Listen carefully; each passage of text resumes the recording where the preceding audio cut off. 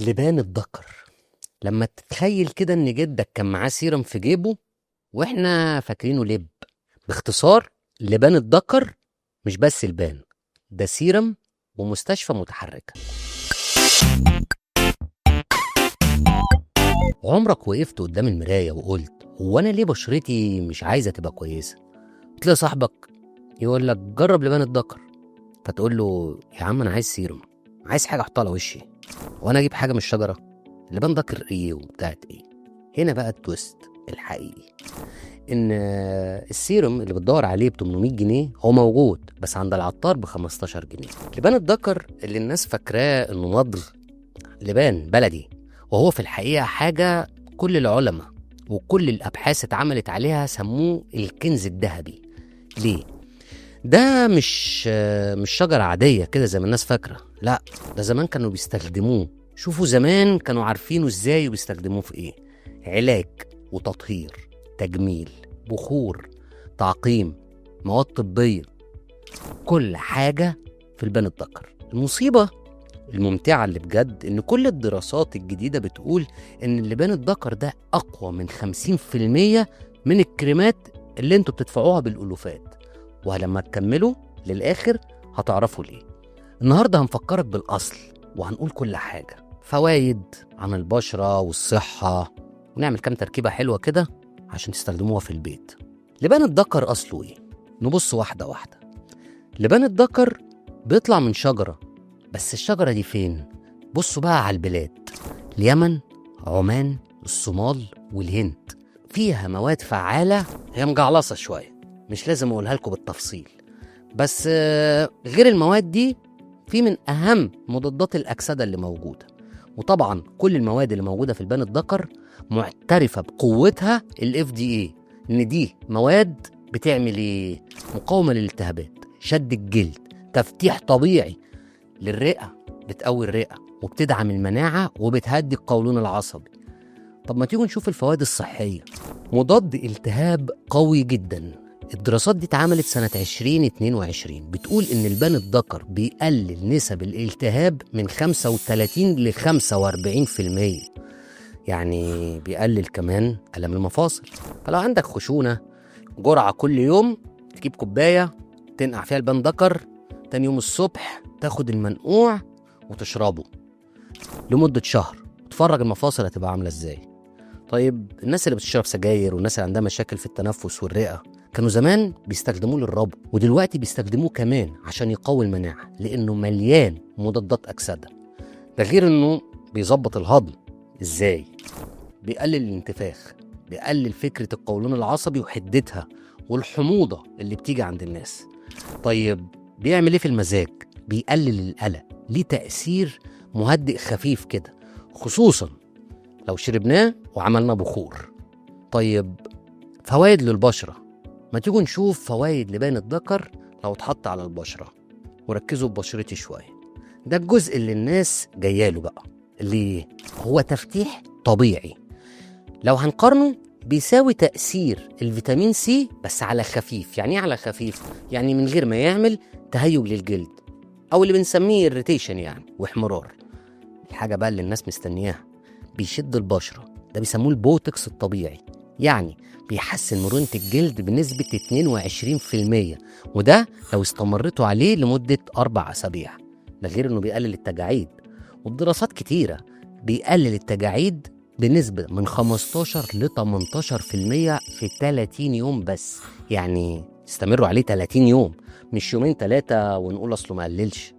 الجروح والندبات اللي الناس بتتضايق منها بالذات للشباب، علشان حبوب الشباب اللي دايما بيقشروها وبتسيب علامات، استخدموا بس البان الدكر وشوفوا آثار الحبوب هتبقى عاملة ازاي. طيب لما اتكلمنا عن التفتيح فده معناه انه بيقلل التصبغات، لانه بيمنع النشاط حاجة كده، مادة جوه الجسم اسمها تايروزينيز، ودي مادة اساس نشاطها الزايد بيعمل بقع وتصبغات في الجلد. سادس حاجة، مضاد للبكتيريا. يعني الناس اللي على بشرتها دهنية ومسام البشرة عندها واسعة للأسف بيبقى عندهم بكتيريا كتيرة جدا في البشرة. لو استخدموا البان الدكر أكنه استخدموا كريم أنتي بكتيريال. ده غير الترطيب، من غير ما يعمل لمعان زي الكريم، هو بيرطب وبيلمع الجلد احسن من الكريمات. على فكره كل الكلام اللي احنا قلناه ده مش كلام، كل دي دراسات وابحاث، دي معموله من سنين السنين.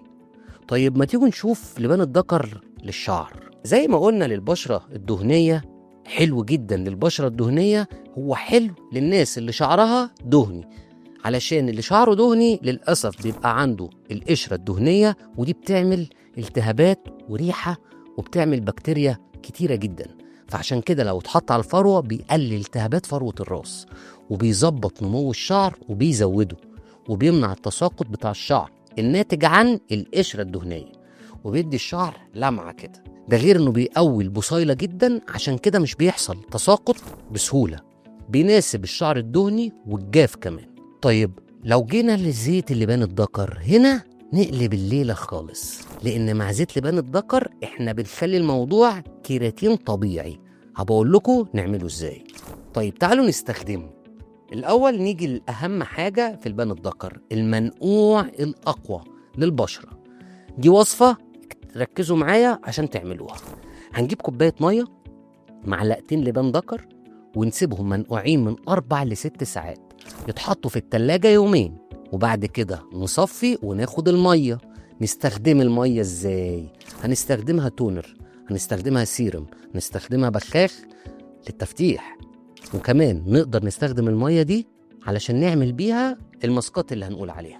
ملحوظة كده، اللون البني هو الأوريجينال، واللون الشفاف بتاع لبان الذكر مش هنقول عليه مضروب، بس هنقول عليه ضعيف، فنخلي بالنا عشان نفرق بينهم. ما تيجوا نشوف لبان الذكر للصحة العامة بتاعت الجسم. هنغليه، هنجيب 4 حبات لبان ذكر وكوباية مية، ونغليهم لمدة 3 دقايق ونشربهم دافيين. بعد ما نشرب الكوباية دي نركز مع المفاصل ومناعتنا، بالذات واحنا داخلين على الشتاء. طيب ما تيجوا نشوف زيت لبان الذكر للشعر والبشرة. طيب احنا ممكن نشتري الزيت جاهز على فكرة، بس ممكن نعمله في البيت. تعالوا اقول لكم ازاي. هنجيب 10 جرام لبان ذكر. طيب ال10 جرام دول ممكن نحسبهم بمعلقه كبيره، نملاها لبان ذكر ونحطها في كوبايه، ونملى الكوبايه دي زيت جوز هند ونبيته ليله. يا سلام لو بيتناه 3 ايام ده احسن. وبعد كده بقى زيت لبان الذكر جاهز معانا، نقدر نستخدمه يوميا على فروه الراس. والناس اللي فروه شعرها دهني بلاش يوميا، كفايه 3 مرات في الاسبوع. وبعد كده اتفرجوا على شعركم هيبقى عامل ازاي. تعالوا نعمل كام تركيبه كده كلها في البيت، وكلها 100% طبيعي و100% موجوده في البيت على فكره. تعالوا نيجي لاول واحده. عايزين نعمل ماسك للتفتيح وشد البشره. هنجيب 4 معالق من منقوع لبان الذكر اللي احنا لسه عاملينه، ونجيب معاه نص معلقه كبيره نشا، ومعلقه كبيره جل صبار، ونص معلقه كبيره عسل. نضربهم مع بعض ونفرده على الوش ونسيبه، وبعد كده نغسله بميه فتره. هنعمل ايه؟ تفتيح وشد وترطيب حتى المسام الواسعه هتتقفل. نستخدمه قد ايه؟ من 2 ل 3 في الاسبوع. نيجي للوصفه التانيه. ما تيجوا نعمل سيرم اللي بالليل اللي بيسموه النايت سيرم. هنجيب 3 معالق من منقوع لبان الذكر، ونحط عليه 5 نقط زيت لافندر وكبسولة فيتامين اي، ونفضيها عليهم، ونضربهم مع بعض ونفردهم. 3 حاجات: نضارة وهدوء في البشرة، هتلاقوها صافية، غير نعومة البشرة بيسموها باللغة الدارجة اليومين دول البيبي سكين. طب ما تيجوا نشوف لبان الذكر لو عملناه في الشعر هنعمل فيه ايه او هيعمل لنا ايه. نبتدي نكتب مع بعض. 3 معالق من مية لبان الذكر المنقوع اللي احنا عملناه، ومعلقة زيت لبان ذكر من اللي احنا عملناه بس معلقة واحدة كبيرة، ومعلقة زيت زيتون، ومعلقة زيت جرجير. هنخلطهم مع بعض ونحطهم على فروة الراس ونسيبهم نص ساعة. بتقلل التساقط وبتلمع الشعر، غير ان هي بتقوي الشعراية نفسها. طيب في ناس هتقول لي طب ما لبان الذكر ومفاصلي وجعاني. تعالوا اقول لكم على وصفة كمان بس المرة دي للمفاصل. هنجيب 4 معالق لبان ذكر ونغليهم، وبعد كده ناخد المية ونحط معلقة عسل ورشة جنزبيل.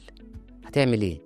بتهدي الالتهاب، بترجع مرونة المفاصل زي الأول، ده غير الراحة التامة وانتوا بتتمشوا وبتطلعوا السلم وبتتقلبوا على السرير. في الآخر عايز أقول إن لبان الذكر مش أعشاب، لا ده سيرم طبيعي بس متنكر. ارخص من اي كريم واقوى من نص اللي موجود في السوق. ساعات العلاج اللي بجد ما بيبقاش موجود في الصيدليات، بس بيبقى موجود عند العطار. اهم حاجة في اللي انا قلته، اي حاجة طبيعية الاستمرارية، لازم تستمروا عليها عشان تاخدوا النتيجة اللي انتوا نفسكوا فيها.